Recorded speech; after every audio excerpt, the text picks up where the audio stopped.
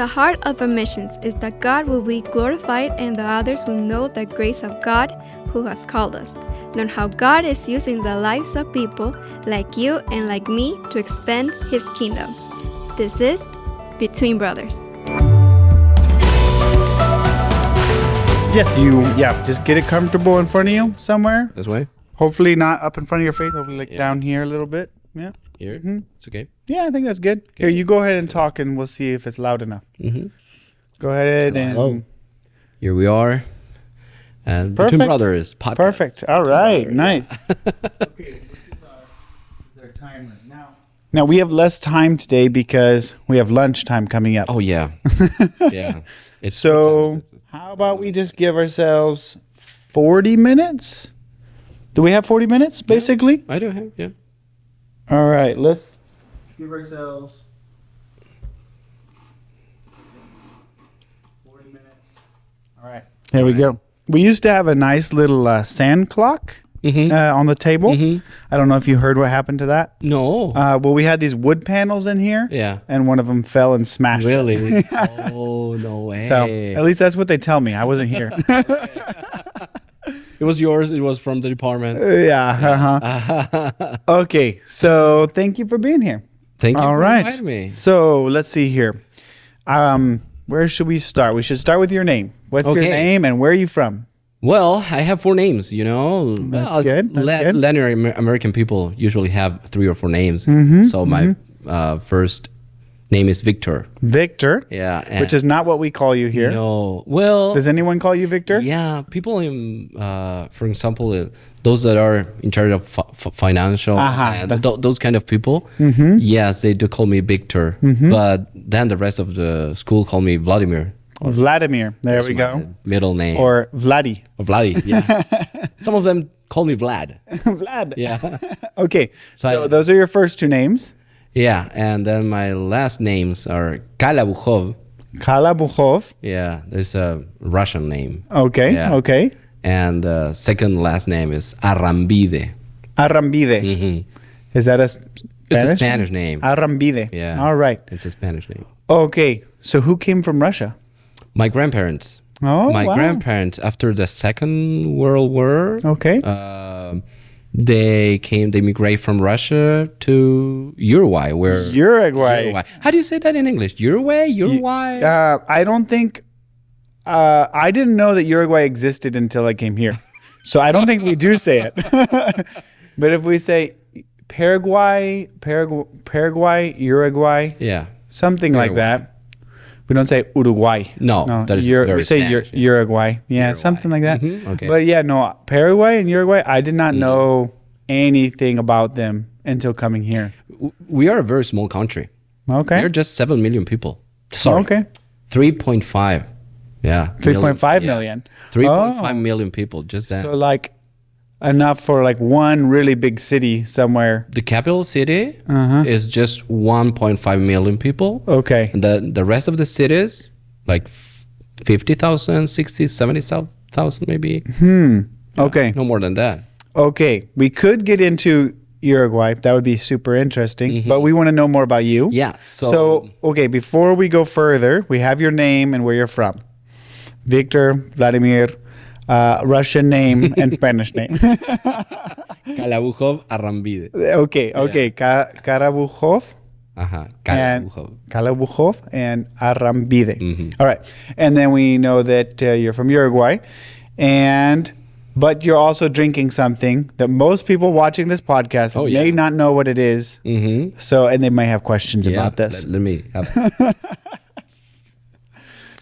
Well, this is called mate. Mate. You know it. It looks like mate in English, but we say the E in Spanish, so it's mate. Mate. So, but I say that it's my mate. It's a friend. Okay. It's a mate. It's my mate, my friend. Okay. Because he's always with me. All right. Well, it's a specialty that it's cultural, it's traditional. It's been around in my country for 200 years. Okay. Yeah. It's not only from Uruguay, it's also Argentina, part of Brazil, Paraguay. So that South America, we usually have this drink. Some of them have it hot, like me. Others, like Paraguay, they have it cold or iced, like iced tea. Yeah. So besides the fact that the cup is full of tea, and you pour the water in, that would be a little bit different for how Europeans or Americans would normally drink tea. Besides that, what tends to be different, or what tends to be surprising to Americans, the way that it has a lot of caffeine. Oh, okay. Yes. Even like coffee. If you compare coffee and mate, well, they are in the same level of caffeine. Okay. But it's good. I mean, I like it. It you know, I don't know if you've seen the straw. We call it bombilla in Spanish. Bombilla. Bombilla. That's the correct pronunciation. Bombilla. Yeah. The bombilla is the straw. It has a filter. So it doesn't let the herbs go. Yeah, all the herbs. So you just put the water and then drink it to the straw. I think the two most surprising things. So I like mate now. I drink mate. I have I don't drink it all the time, but I do enjoy it. But I think the two most surprising things when I got here and saw people drinking it is that the people that drink it always drink it. That is like they always have it with them, pretty much, if possible, right? And I don't know if this is the same in Uruguay, but the Argentinians, which were the people first here that I saw with it, they will share with everyone, all their friends, especially the single guys. So there would be a row in chapel or a conference, and everyone knew if they wanted mate, sit in that row. And it'll just go down the row, come back, go down the row. And I think that's also different for us. Yeah. Is that the same in Uruguay? The same, yes, the same, completely the same. And also with like a round of friends, instead of having each one their cup of coffee, we share this. So I pour water, I drink it. When I finished, when it's done, I pour again, give to another person. And so it was like, it is normal. But when COVID hit, things changed. Yeah. I just shared mate with my wife because we lived in the same house. So, but for example, not with my mother or my grandmother. By that time, she was 95. Do kids drink mate in Uruguay? You know, when did you start drinking mate? Yeah, some of them start at the age of 10, maybe. Okay. My son, I have an oldest son. My oldest son is 9, so he started drinking mate. Okay. Like couple of weeks ago. Okay. And he liked it. Okay. Because it's not sweet. It's a strong taste. It's strong taste. So you got to kind of get used to it a little bit. It's kind of like coffee a little bit as far as that it's a strong taste. I describe it as green tea to the strength of coffee. Like it's not just like a little bit of flavor, it's a lot of flavor. So as you're growing up in Uruguay, when did you first realize that there were some places in the world where mate was a strange thing? Or when did you realize, oh, hey, this is only this part of the world that does it like this? Well, I guess that it was when people from other countries visited us. For example, in the church, the pastor of my church in Uruguay, he is from Canada. So he came from Canada like 50 years ago. So when we got visitors from Canada, well, they didn't know what it was, and of course they didn't drink it at all, because imagine just using the same straw, 2, 3, 4, 5 people. No. No, for us that takes some getting used to. So probably I was 12, 13. Okay, maybe. You realize. Okay, so these people from Canada don't they don't do it the same. Okay, did you grow up in a Christian home? It's interesting because I have to say no. Unfortunately, my parents got divorced when I was very young. So they weren't Christians. But I remember coming to Christ when I was 7 with my mother. She shared me the gospel. Okay. But after many years, I asked her, when did you come to Christ? And she told me that she didn't come to Christ until until I was like 12 or 13. Oh. So it was so weird for me because I came to Christ. I remember that day coming, like she sharing me the gospel and I praying and receiving Jesus as my Savior, my Lord.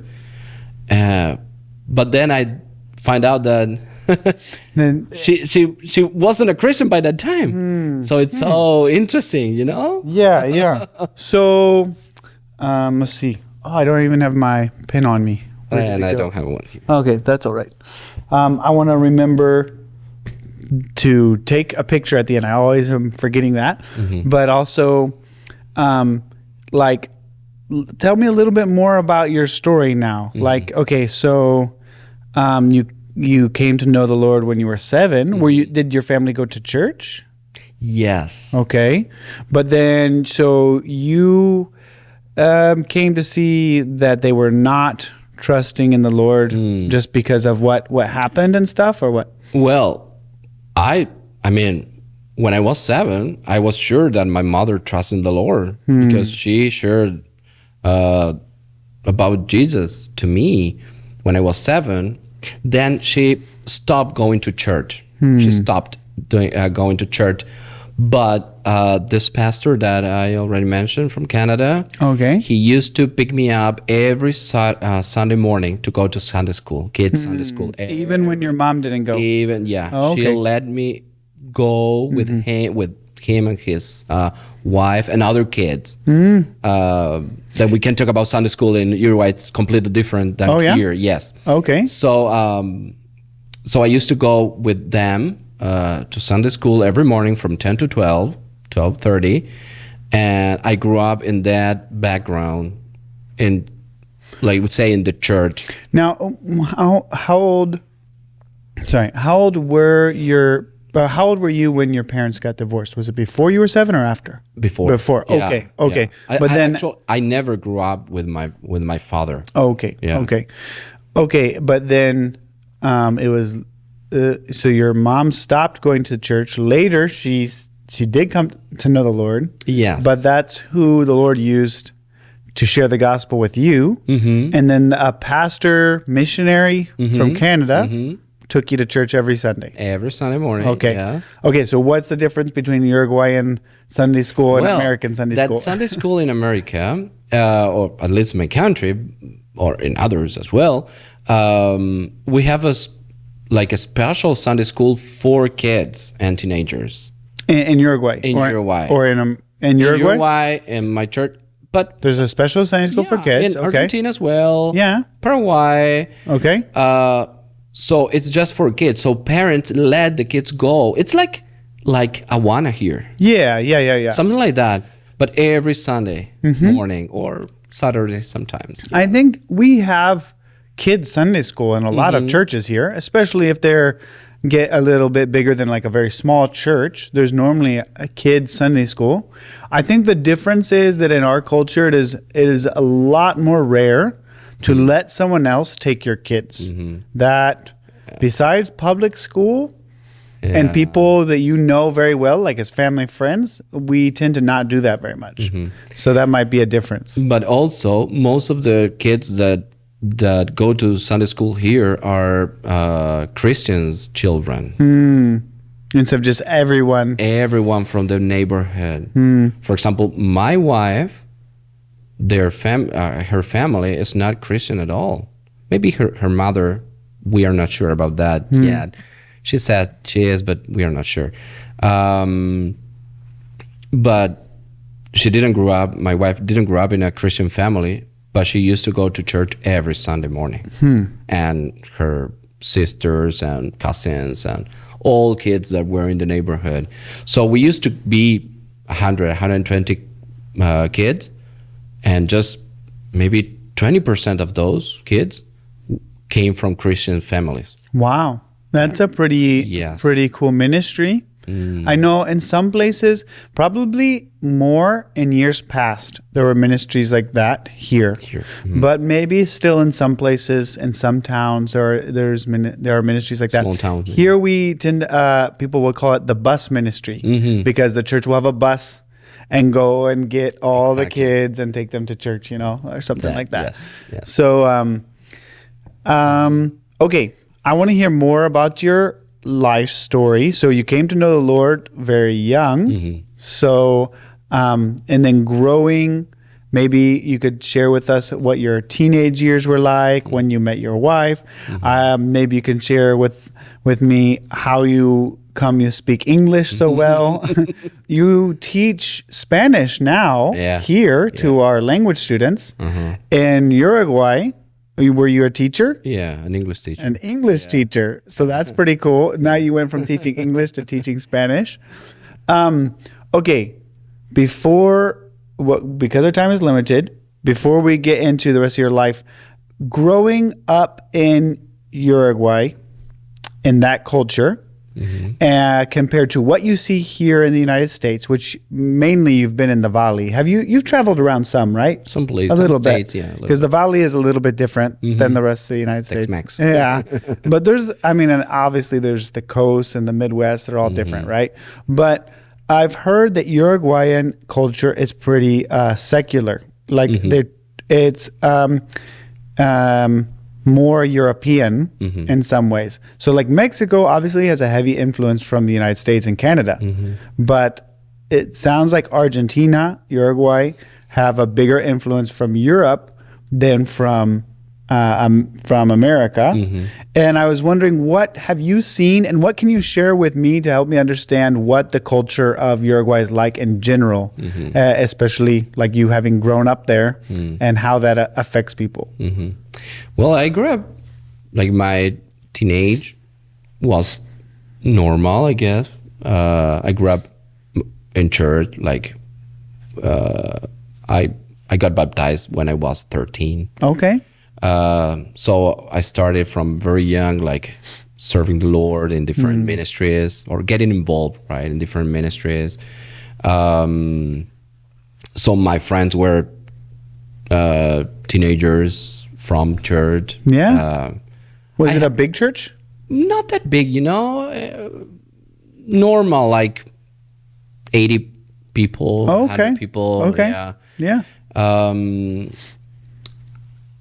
I didn't have friends in school. I used to go to high school. In Uruguay, we don't have homeschool. But I didn't have many friends from school. Yeah, most of them were from church.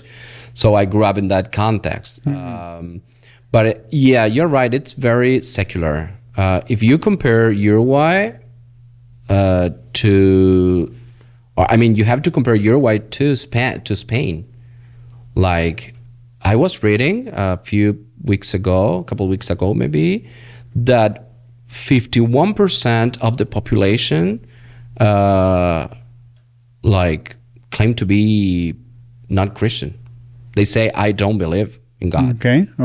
It used to be a Catholic country. Okay. Right. But now people not only say I'm not a Christian, they say I don't believe there's a God. I don't believe there's a God, and actually they say we don't want God in our lives because it's as we say in Spanish, is a machista, right? It's against female or it's okay. It's, I don't know what the word is in English, but and all the new ideologies are very strong in Uruguay. Okay. So like the progressive ideologies of feminism and freedom, gender identification. So just all of that, probably in a lot of ways it's similar to what we're experiencing here, but maybe a little bit more in some ways. In in that social area. Now, in terms of culture, we are very similar to Spain or Italy. Oh, okay. Yes, our food. Yeah. We don't have tacos. We don't have tamales. We don't have tortillas. We don't know what that is. You have, we know what that is, but it's not very common. We don't have spicy sauce. Okay. Yeah. It's like pasta, a lot of pasta and meat and. Yeah. Okay. So I say you have to compare Uruguay to Spain or Italy in that area. Well. All right. So talking about your growing up years, so a lot of we've been sharing testimonies in my media department, and some people came to Christ later, but a lot of people grew up from a young age in a Christian family, a Christian church, but at some point in their teenage years, maybe they grew more distant, and then at some point God got a hold of them again. Not for everyone is it like that, but I just wonder, what were your teenage years like? Was it a continually growing in the Lord, or was there some point where it was like God woke you up again to who He was and what you were supposed to do with your life? Yes. Well, I guess that it happened to me. The difference that I never stopped going to church. Like my friends were from church. I used to love church, like activities. So, yeah, I remember. I look back and say, some years of my life, I didn't have like a close relationship with God. But I mean, I wasn't like a rebel. There was no rebellion, no period of rebellion or leaving the church. No, I never left the church. Yes. That's good. I mean, that's a blessing, right?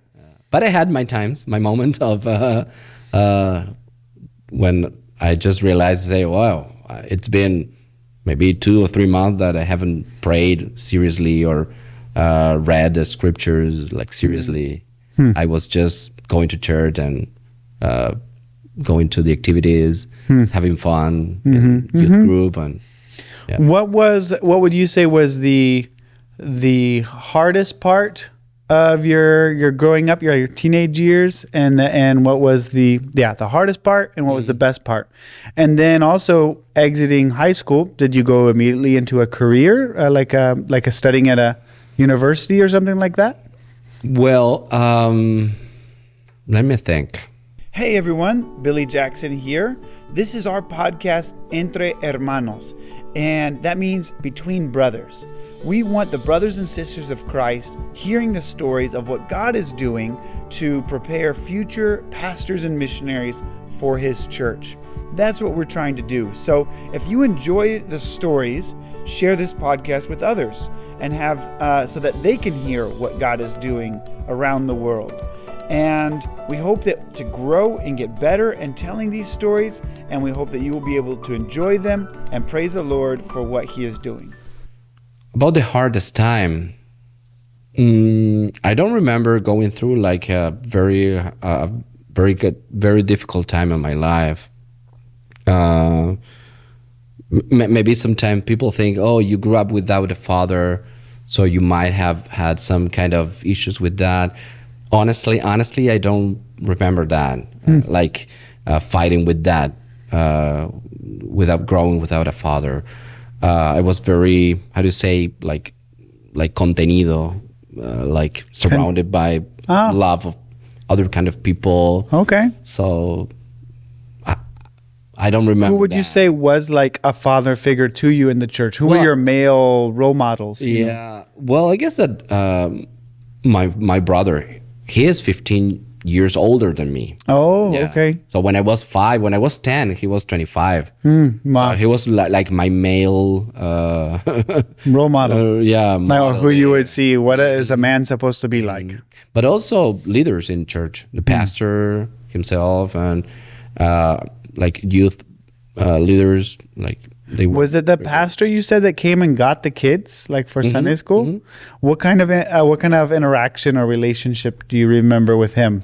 Like, did you ever talk with him, or was it just like he would teach you guys or whatever? Yeah. Well, I call them like second mom and dad. Oh, okay. Because the both of them. Yeah. Well, his wife as well. Yeah. Okay. She always says.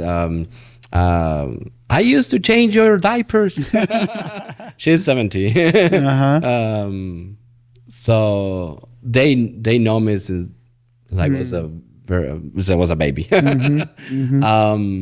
So they are very good model by that time, right? Well, not right now as well, but especially those difficult, hard times. Yeah, I could feel their like love, and they were with me and my situations.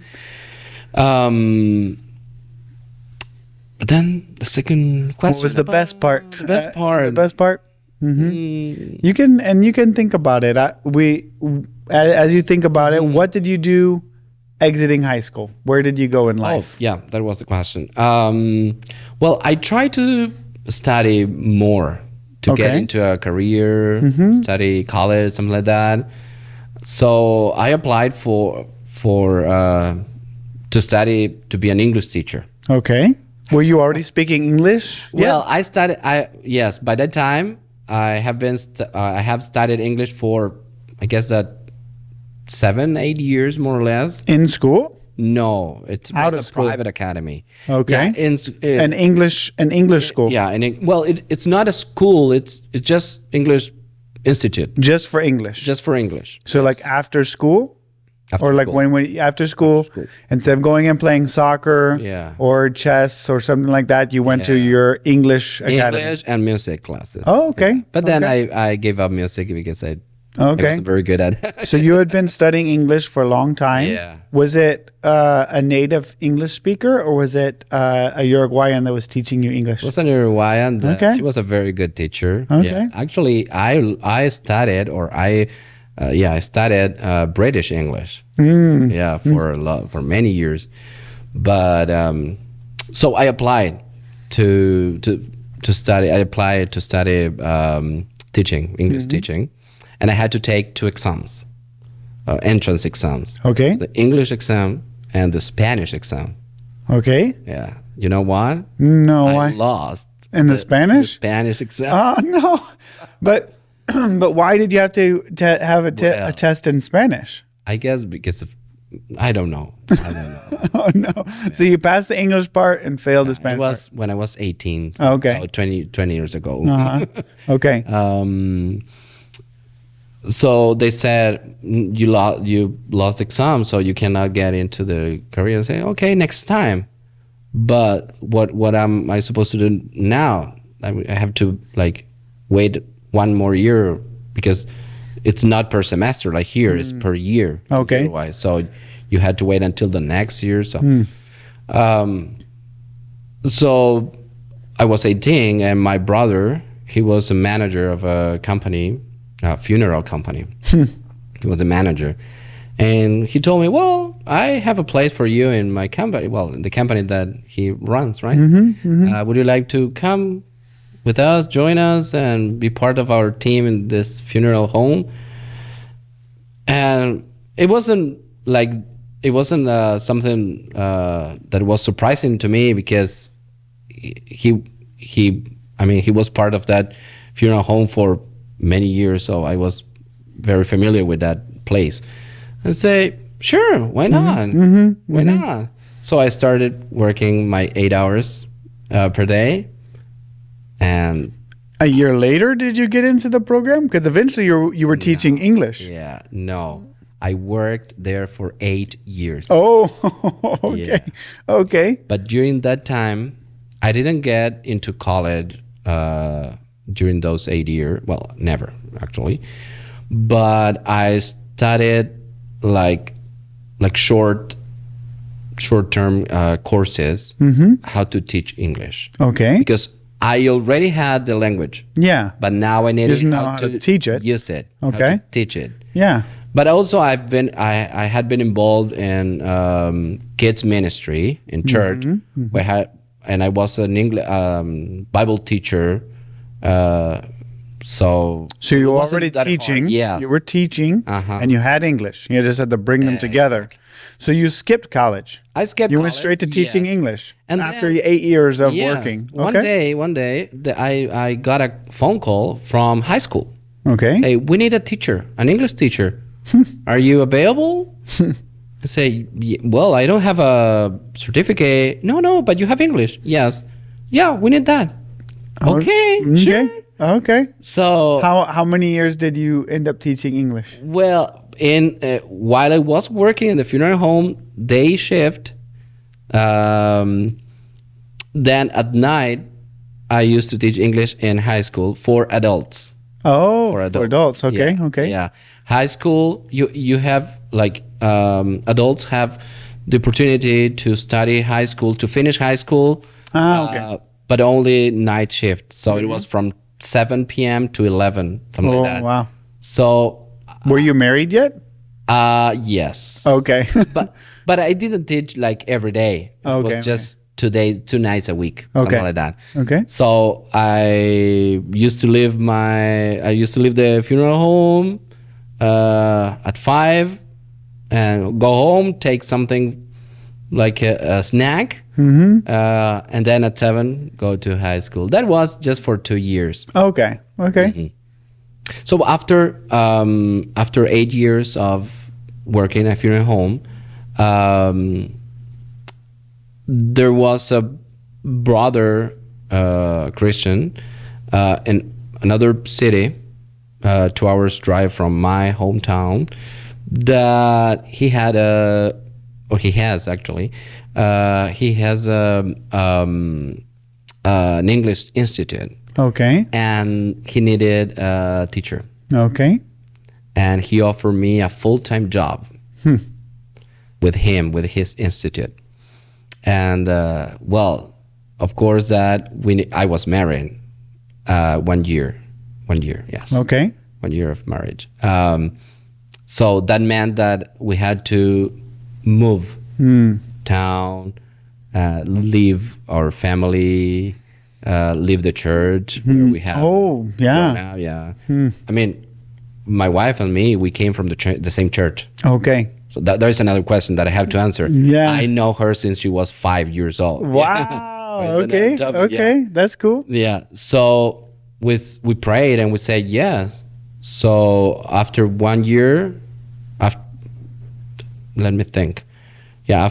After 2 weeks of praying, we moved to this town, and we spent there 8 more years teaching English. Okay. Yeah. How did you find a new church?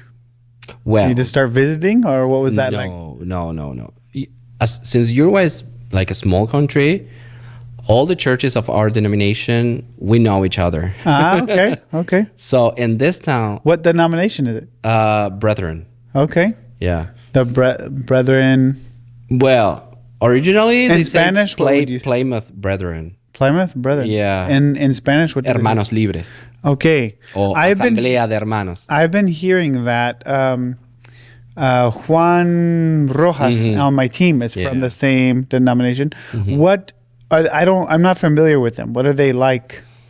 It's similar to Baptist Church. Okay. Like, the thing is that Baptist Church, you have like a wide range of forms. Right. There's a lot of different Baptists. Yeah. You have the. Which kind of Baptists are the Hermanos Libres? Hermanos Libres, we are not that traditional. Okay. But we are not that liberal. Okay. Yeah, we are in the middle. Okay. Yeah. All right. We are traditional in some aspects. For example, in some churches, women still use their veil. For example. Over their face? Yeah. Or just over their hair? Just the hair. On the hair, yeah. Just to cover the hair. In others, they say now it's not necessary. So, but that depends on the view. Do they have music restrictions? Like only the piano or something? No, we use drums. We use bass. okay. We use. Okay. Yeah. Yes. That's why in some areas we are traditional, but in others we are just normal. Okay. Yeah, Okay. like the way of wearing clothing is normal. All right. So our timer over here is counting down. There are 3. So there is the marriage story, but I wonder if we should save that. I feel like your wife should be here too. The thing is, she probably would not want to come in and speak in English. No. Yeah. Even if we translate for her. Yeah, no, she's so shy. Okay. Yeah. Okay. Well, that's okay. She's too shy. Your family is a beautiful family. I love your family, your boys. I like seeing your boys out on the court. Thank They're you. they're good, I think, for my boys, you know. So the 3 big questions would be, what ministry did the Lord lead you to in Uruguay? Because I know there's something that you are part of there, because you went back during the summer, or you are organizing something even from here or something. 2 years ago. Yeah, 2 years. Okay, so there's some ministry the Lord brought you to. So how did He bring that to you? What is it? And then why are you here? Yeah, well, that's a big question. So those are kind of the big questions what Okay, we in- need to in make 6 minutes. in 6 minutes that we need to make sure we get Okay, before okay, the yes. time runs out. In Uruguay, we used to. I say we with my wife, right? We used to work with children a lot, and with youth. Like on Sundays? Yeah, on Sunday school, like Sundays, but also organizing events for children. Okay. Organizing Bible camp for children. Okay. That is what I organized from here 2 years ago.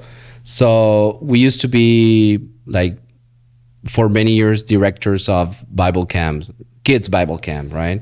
In Uruguay, my church has a Bible camp. So we have camps during summer in January. Okay. Summer there. Right. Okay. So 4 weeks, 1 week per age. So for example, the first week is for children 8 to 12. Second week is for maybe teenagers 12 to 15. Third week is for youth 15, 25, 30. And then family camps. Okay. Yeah, and they go and they stay there.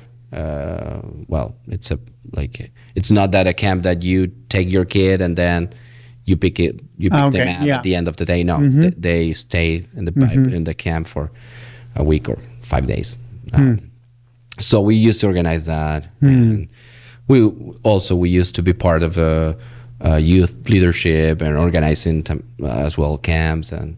Okay. And also in February we used to have evangelistic campaigns. Is with the growing into the camp ministry, is that just because it was something your church had and you said, I can help, and you just grew in doing that work? I was one of those kids that went to camp. My church has a camp. So I when I was 8, I started going to camp and I never stopped. So then when I was 15, they invited me to help. Yeah. And then when I was 20 or 25, they invited me to direct the. Yeah. Wow. So that's cool. we are a group of 20 leaders, 25 leaders. I have a story similar to that. I did some of the same thing. But okay, so what brought you here? Yes. Well, it was in the camp with my wife 7 years ago. Why we understood that we needed to, we need more, preparation or equipping to serve the Lord full time.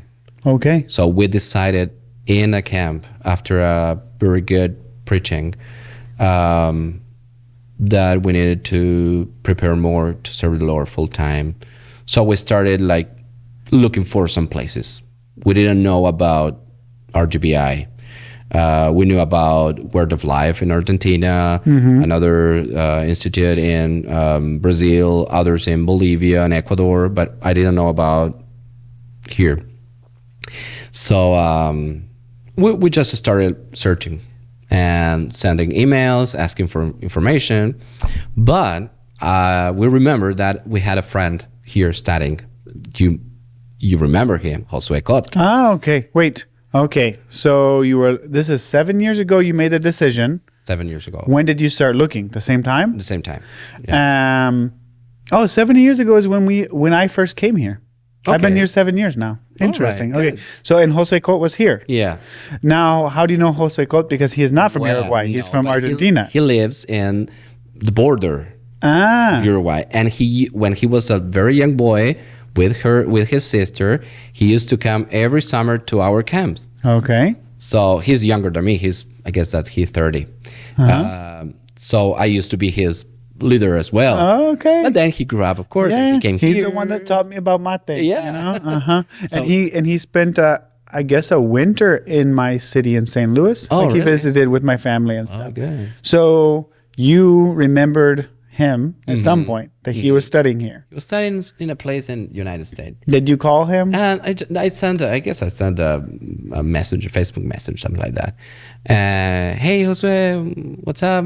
Hey, could you tell us more about the institute or where you're studying? Yeah. So he sent me some audios and some information, and he sent me the link to apply. Was he working in the admissions department at some point? I feel like maybe he was. No, he was working in the library. Ah, okay. Yes. Was working, I guess he was working in the library, yes.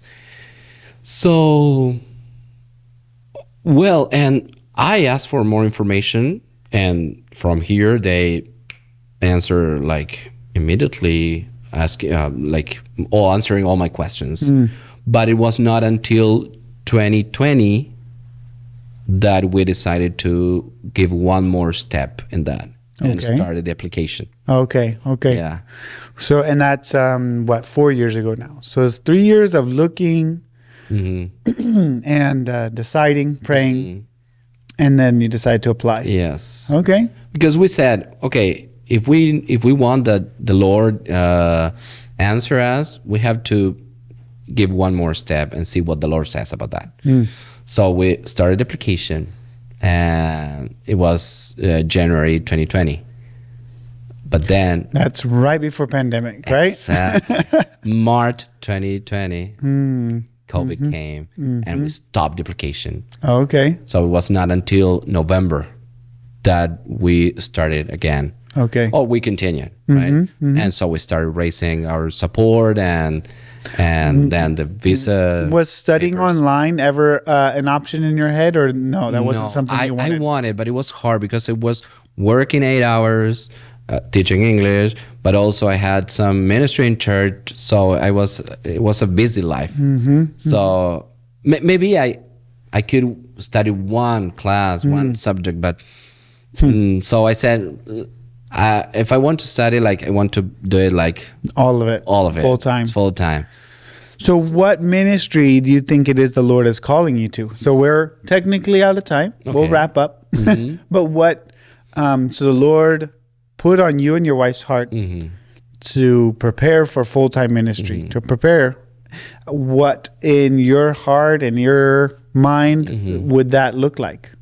Well, we understand that the Lord has called us to serve Him full time.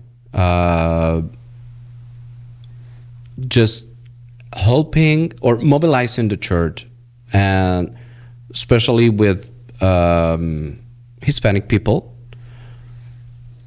We don't know, honestly, if our final destination after we finish here in one year will be the United States with a Hispanic population or back to Uruguay. We will be more than happy to be in one or the other place. But we have a hard heart, a strong heart for children, for youth, and for camps. So you're not in the pastoral emphasis. I am. Oh, are you? You are. Okay. Yes, I was gonna guess. Are you in the Christian education emphasis or the pastoral emphasis? Yeah. Okay. I am in the pastoral emphasis Okay. because at the beginning I didn't know exactly what to choose. Oh, okay.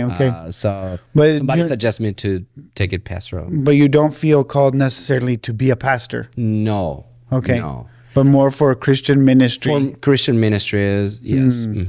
Also, in the camp that I'm telling you in Uruguay, during the year, there is a Bible Institute there. Oh, okay. Yeah, they've just started. They've been there, it's been an institute there for 5 or 6 years, no more than that. Okay. So they just have this year they have I guess 12 students. And this is the first year that they have 2 couples. Oh, wow. So it's a challenge because there is one person in charge of that. Yeah. Living there. They have other teachers, but one person living in the camp for that. What's the name of the camp? El Ombu.